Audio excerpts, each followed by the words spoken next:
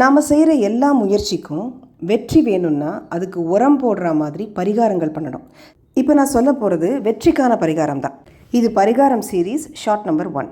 கல்யாணம் ஆகணுமா இருந்தாலும் சரி, குழந்தை பிறக்கணுமா இருந்தாலும் சரி, வேலை கிடைக்கணுமா இருந்தாலும் சரி, இது மூணுமே வெற்றியை தான் குறிக்கிறது. ஒரு கல்யாணத்தில் நிறைய ஜாதகம் பார்ப்போம், ஆனால் அமையவே அமையாது. ஜாதகங்கள் வரது பிரச்சனை இல்லை, ஆனால் அமைய மாட்டேங்குது. ஸோ அங்கே உங்களுக்கு வெற்றி கிடைக்கல. அதே மாதிரி குழந்தை பிறக்கிறதும் அப்படி தான். அதே மாதிரி வேலை கிடைக்கிறதுனாலும் இன்டர்வியூவில் நிறைய பேர் அட்டென்ட் பண்ணுறாங்க, ஆனால் நமக்கு வெற்றி கிடைக்க மாட்டேங்கிறது. அப்போ வெற்றி தான் இது எல்லாத்துக்குமே இந்த பேசிக்கான ஒரு விஷயமா இருக்குது. இந்த மூணுத்தில் எந்த விஷயமா இருந்தாலும் சரி ஒரு பரிகாரம் இருக்குது. ரொம்ப பவர்ஃபுல்லான பரிகாரம். செவ்வாய்க்கிழமை 3 to 4:30 ராவுகாலம் வரும். இந்த ராவுகால நேரத்தில் துர்க்கையை பூஜை பண்ணுறது ரொம்ப ரொம்ப விசேஷம். துர்க்கைக்கு அதீதமான பவர் இருக்கக்கூடிய நேரம் ராவுகாலத்தில். அதுவும் இல்லாமல் ராவுகாலத்தில் எந்த விதமான பிரார்த்தனை பண்ணிட்டாலும் ராவுகாலத்தில் பொதுவாக என்ன பூஜை பண்ணினாலும் பலன் அதிக மடங்கு பலன் உண்டு. அதுவும் துர்க்கையை பூஜை பண்ணினா ரொம்ப விசேஷம். மகிஷத்து மேலே, அதாவது எருமை தலை மேலே நிற்கக்கூடிய துர்காதேவி கோவில் உங்கள் வீட்டுக்கிட்ட எங்கே இருந்தாலும் சரி அந்த கோவிலுக்கு போய் 3-4:30 ராவு காலத்தில் நான் சொல்கிற இந்த பரிகாரத்தை பண்ணுங்கள். முதல் வாரம் ஒவ்வொரு செவ்வாய்க்கிழமையும் இதை பண்ண போகிறோம். 11 வாரம் பண்ண போகிறோம். ஃபஸ்ட்டு வாரம் அரை முழத்துலேருந்து ஆரம்பிக்கணும். அரை முழம் அரளிப்பூ, எந்த பூவாக இருந்தாலும் போடலாம்.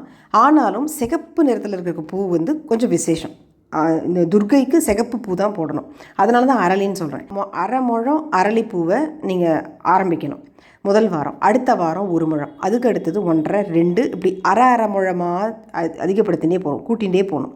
அப்போ 10.5 முழம் வரும்பொழுது போட்டுட்டு அந்த செவ்வாய்க்கிழமை, அடுத்த செவ்வாய்க்கிழமை நம்ம 11 முழம் போட போகிறோம் இல்லையா, அந்த 11 முழம் அரளிப்பூவை ஒரே இதுவாக கட்டி முடிச்சுட்டு எடுத்துன்னு போய் துர்க்கைக்கு போட்டுட்டு, நீங்கள் யாருக்கு கல்யாணம் ஆகணும், குழந்தை பிறக்கணும், வேலை கிடைக்கணும்னு நினைக்கிறீங்களோ அவங்களுடைய பேர் நட்சத்திரம் சொல்லி அம்பாளுக்கு ஒரு அர்ச்சனை பண்ணிவிட்டு வந்துட வேண்டியது. இது 11 வாரத்துக்குள்ளேயே முடிஞ்சாலும் இந்த பரிகாரத்தை தொடர்ந்து பண்ணணும்.